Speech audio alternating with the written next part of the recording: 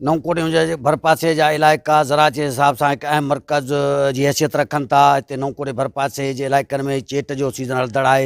हिते हज़ारनि एकड़नि ते जेको कणिक जी पोखाई कई वई आहे, जेका कणिक मुकमल पची रास थी वई आहे। गुज़िरियल 15 ॾींहंनि खां जेको कणिक जो कणिक आहे उहा आबादकारनि पारां जेको शहर जी मार्केटुनि में आंदी पई वञे, पर जेको सो गवर्नमेंट तरफ़ां जेको रेट 2000 रुपया मुक़ररु कयो वियो आहे इमदादी अघु कणिक जो, मगर फुड गोदामनि ते अञा त न ई कणिक जी ख़रीदारी जा मर्कज़ खुली सघिया आहिनि ऐं न ई जेको सो आबादकारनि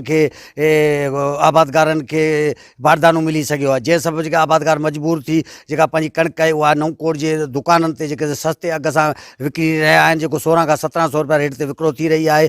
जंहिं सबबु जेके आबादकारनि खे लखें रुपयनि जो नुक़सानु पुॼी रहियो आहे। हितां जे आबादकारनि आला इंतिज़ामिया खां मुतालबो कयो आहे त जल्द खां जल्द कणिक जी ख़रीदारी जा मर्कज़ खोले आबादकारनि खे बारदानो ॾिनो वञे त जीअं उहा लखनि रुपयनि जे नुक़सान खां बची सघनि ऐं खेनि मुनासिबु अघु मिली सघे। जी।